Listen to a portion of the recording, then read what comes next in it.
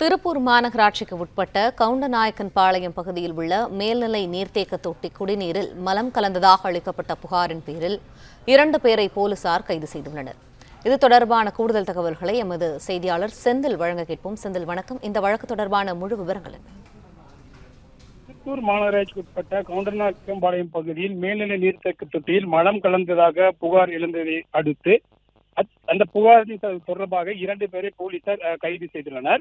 திருப்பூர் மாநகராட்சி 2ஆம் மண்டலம் 6வது வார்டுக்கு உட்பட்ட கவுண்டநாயக்கன்பாளையம் பகுதியில் உள்ள மேல்நிலை நீர்த்தேக்க தொட்டியானது 17.50 லட்சம் லிட்டர் கொள்ளளவு கொண்டது. இந்த தொட்டி வாயிலாக அப்பகுதியில் உள்ள குடியிருப்புகளில் குடிநீர் விநியோகமானது மேற்கொள்ளப்பட்டு வருகிறது. இந்நிலையில் நேற்று முன்தினம் இரவு மர்ம நபர்கள் சிலர் தொட்டி மீது அமர்ந்து மது அருந்தியதாகவும் அந்த நபர்கள் குடிநீர் தொட்டியில் மலம் கலந்ததாகவும் தகவல் பரவியது. இது குறித்து திருப்பூர் வடக்கு போலீசாருக்கு தகவல் தெரிவிக்கப்பட்டு விசாரணை மேற்கொண்ட போலீசார் இச்சம்பவம் தொடர்பாக நெறிப்பறிச்சலைச் சேர்ந்த நிஷாந்த் மற்றும் திருமுருகன் பூண்டியைச் சேர்ந்த சஞ்சய் ஆகிய இருவரையும் கைது செய்து இந்த சம்பவம் தொடர்பாக அவர்களிடம் விசாரணை மேற்கொண்டு வருகின்றனர்.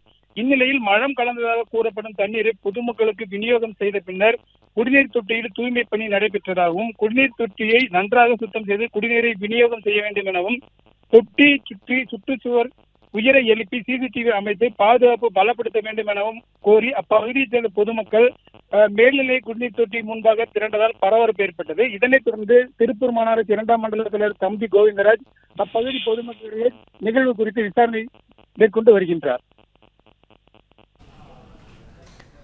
நன்றி, விரிவான தகவல்களை வழங்கியமைக்க.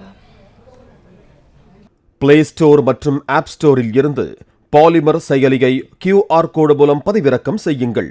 செய்திகளை உடனுக்குடன் பெறுங்கள்.